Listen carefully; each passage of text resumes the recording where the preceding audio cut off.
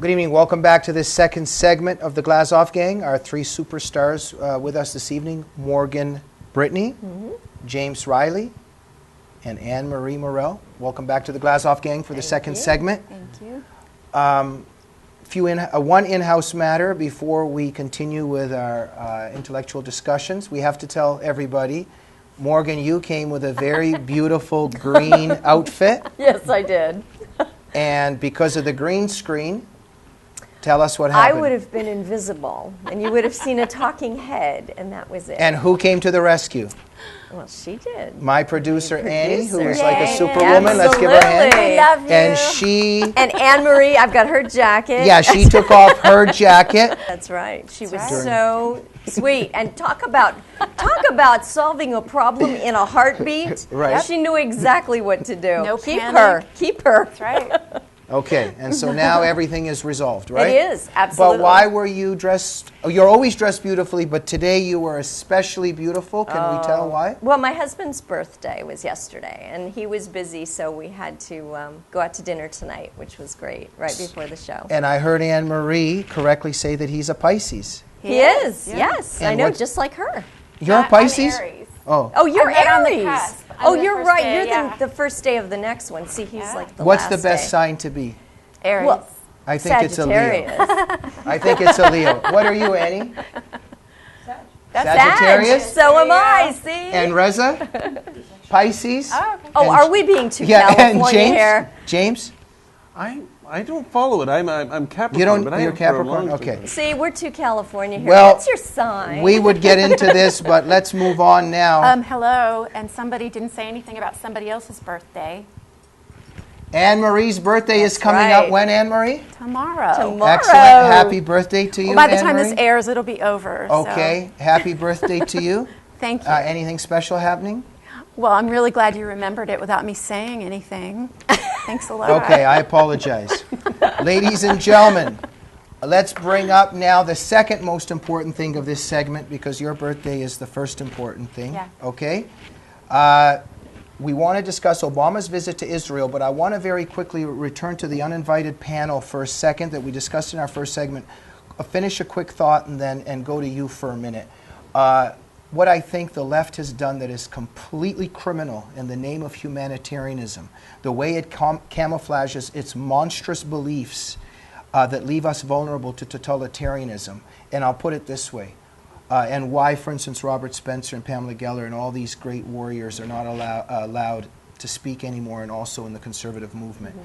The Fort Dix 6, this is several years ago, that particular terrorist attack was stopped because these terrorists came to a video place, a video store, and asked for their tapes to be converted. Exactly. One of the Right. people that started to convert them saw all these beheadings, all these gory Al-Qaeda, Islamic terrorist activities, etc. Very gory details. He went to his manager and said, should we do anything about this? Because I don't want to be racist. Is this racist for me to report this? Ladies and gentlemen, my point is that the fact that he even has that idea in his head, where that idea came from, this is leftist ideology, and it is criminal. And that is the way the left has molded our boundaries of discourse in this society. That's exactly and they right. are leaving us vulnerable to more 9/11s, more Fort Hoods, but unfortunately on the level of WMD attacks. And this is what frightens me. My tirade is over, Morgan. Oh, and listen, that's why everybody should read your book, United in Hate.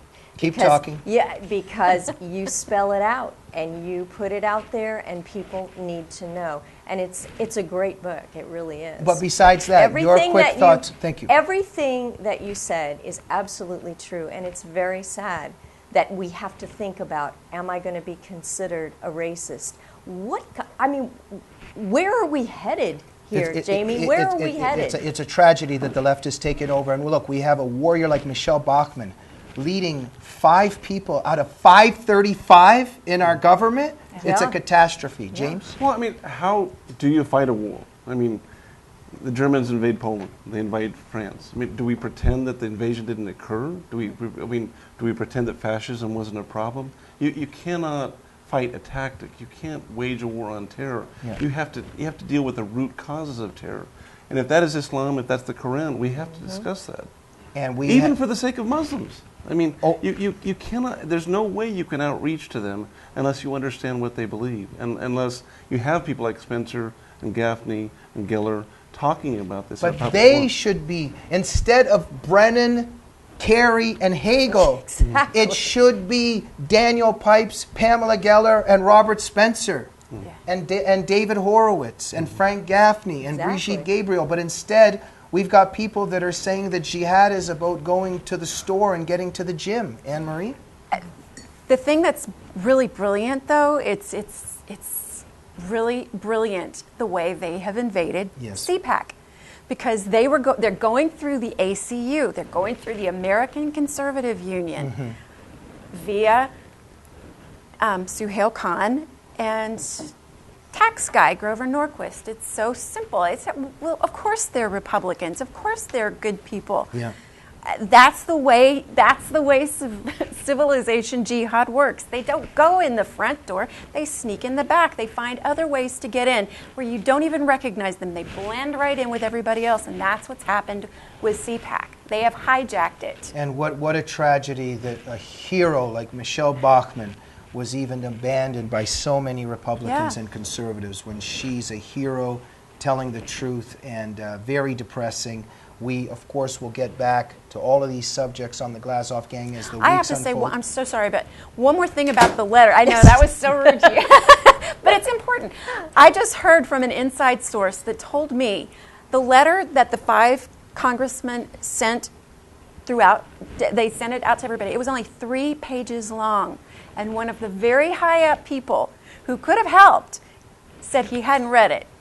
3 pages. That's all it was, 3 pages, and they couldn't read this investigation, this request for an investigation. They don't read anything. Well, And I 3 apologize pages. for being upset that you continued, because that was a very important point, and my apologies. Sorry, And Jenny. Michelle Bachmann, let's, I guess, add, many of the people she voiced concerns about, now an Egyptian magazine is pointing out those same people, that they're Muslim brother operatives like Mohammed Ali Biari. And this is the person that Michelle Bachmann, one of the people that she pointed to. And, James? you know, we could say to the audience, it's very important to understand that these are not just global politic issues. I have a very good friend of our family attending a junior college, brought a New Testament with her, public junior college, and used it in a comparative lit course, quoted from it. She was followed to her car by 2 Muslim youths in Southern California, threatened, and told that if she brought the New Testament back to her college, they would What? gouge out her eyes with her key, her car keys. Oh my! It was reported to the DA. They were banned from Yeah. the school. She was given security, but of course the family does not want to go public with stories like that Oh because my they're going to be subject to threats. This Absolutely. is happening in America. Yeah. It's not just happening in Jordan. It's not just happening in Syria and Egypt. It's happening here, and this is a homegrown problem that we have to discuss. You know what? That would be a great transition to what I want to talk about now, because of how hypocritical Hollywood is in terms of all of its movies and themes in terms of these issues. Because every time I turn on a movie, put a DVD in, or go to the theater, Christians are being made fun of. The CIA is being made fun of. The Catholic priest is being made fun of. The Jews are depicted in a certain way.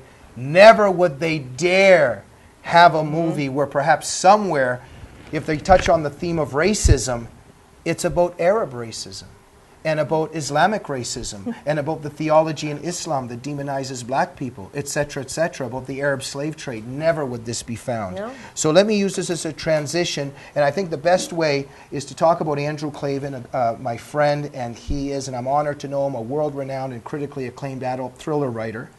And he has a new latest thriller out, A Killer in the Wind. You got to get it. A brilliant new book of his. And he gave a speech the other day at the David Horowitz Freedom Center, Wednesday Morning Club, why conservatives should have faith in the arts. And he stressed a couple themes, but in general, conservatives have failed, not only in many respects in fighting politically, but even in the arts, that they've withdrawn and they've let the liberals have it. and also on some of the topics of sex that I'll get into. But James, you and I discussed this before the show. Why don't I let you start with what you thought of Claven's I don't want to look speech? like I'm anxious to discuss sex, but I will. But just be a little bit careful, because I think that Morgan and Anne-Marie are a little bit prudish about these issues. Absolutely. So go ahead, James. Absolutely. James, go ahead. What do you think of the Claven speech and some of his things? First of all, I'm thrilled to be surrounded by two beautiful women who don't have to wear bags over their heads. I mean, and Klavan made a very interesting point. He said, if you're worried about sex in the movies or alcohol, don't worry, when the Muslims take over, that'll all be taken care of. I mean, the reality is that we come from a rich tradition of storytelling, the Christian tradition, the Judeo-Christian tradition, the story of David. I mean, sees a beautiful woman across the way and falls to temptation, and God tells a story through his fall. We experience that fall with him, and he's redeemed as he pays the price for what he did. Now, that's the way to tell a story. The left has stolen that from us and said, we're going to tell sex without consequences. Right. Christians and Jews, we need to begin telling stories about sex in its proper framework. Right. Now, just a sec. So let me just follow up on that, because this is a very important, brilliant point that Klavan is making, that the left, in terms of sex in Hollywood, it all founded on Nietzsche, and why we brought up some of the German philosophers, in terms of moral relativism, in terms of that there is no such thing as shame, no such thing as Beyond guilt. good and evil. There's no such thing as good Not and evil. anymore, So right? humans in Hollywood are just soulless robots, and pleasure is the ultimate. What- And the government's responsibility is to save you if anything goes wrong. If you get pregnant, the government has to take care of Right, it. right. If you catch a disease, the government has to take care of it. If you don't have any condoms, the government has to rescue you. right. But somewhere that the soul has been taken out of humans. But instead of conservatives being censors and prudish about this, Andrew is arguing that conservatives need to re-enter that world of theater, but promote the great themes of humans and human nature, which is freedom and free will. Well, And I'm not sure if I've synthesized it the way he don't- deserves, but Morgan, go ahead. Here's the thing, that Hollywood and the way the media portrays sex, there's no consequence for anything. Right. Look at these girls, and this is a true story. There's a show called Teen Mom. There are 15 and 16-year-old girls trying to get pregnant so that they can get on the show. They don't understand the consequence, and they have no one telling them. Do you know what it is when you have a baby? Do you know what it is? And Morgan, and again, it's because the left owns the boundaries of discourse in Exactly. Hollywood. Conservatives Exactly. have extricated and withdrawn rather than participate with their I know. and push their own values.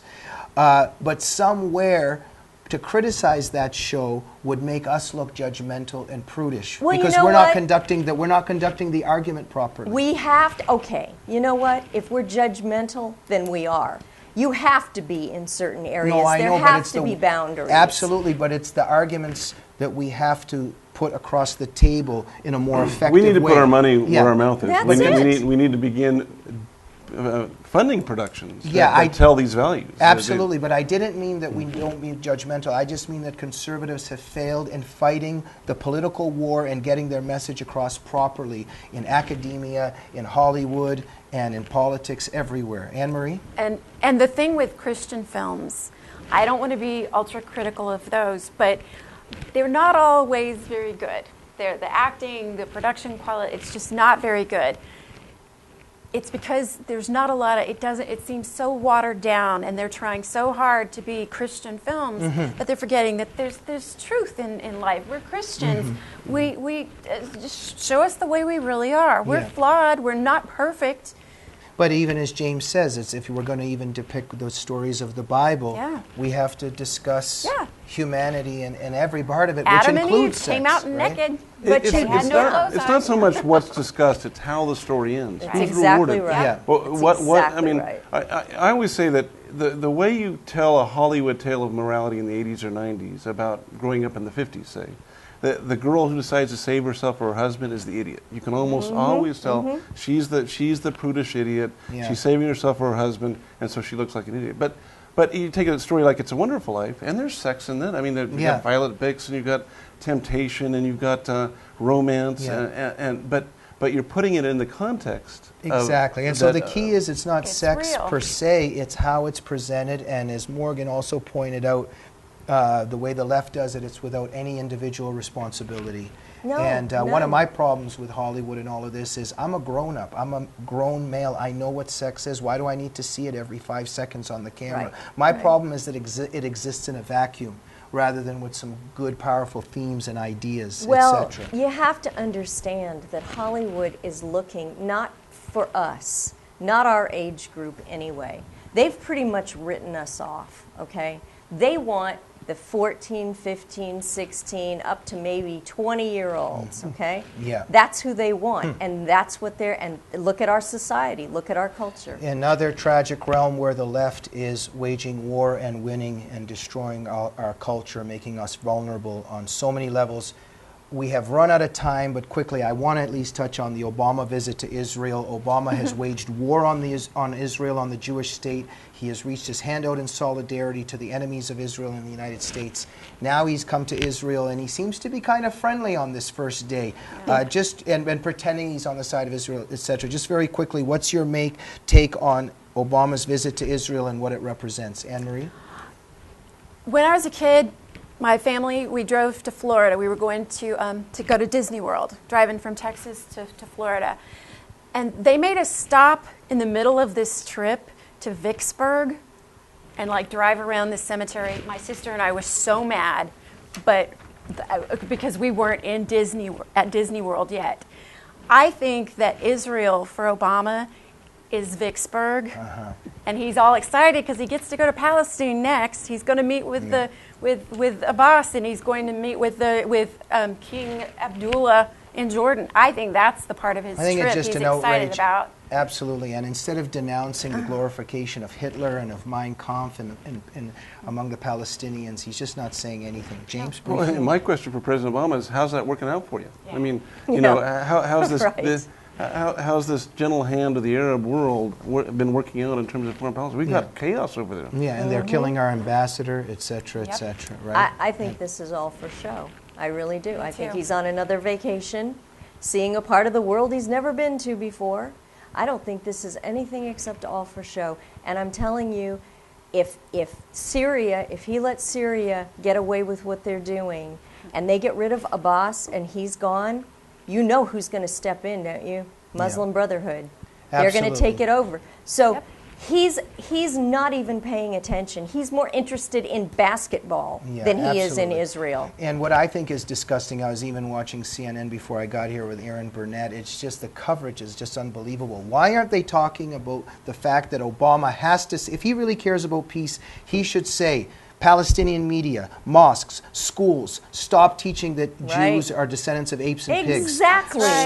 Start being more interested in creating a state than in destroying the Jewish state. Exactly. And I'm sorry if I got worked up. It No, was it's- a you're pleasure right. and a privilege to have you here. Morgan Thank Brittany, you. James Riley, and the one and only Anne-Marie Murrell. Thanks for being soft on me on my Canadian accent. We'll see you next week. Good night.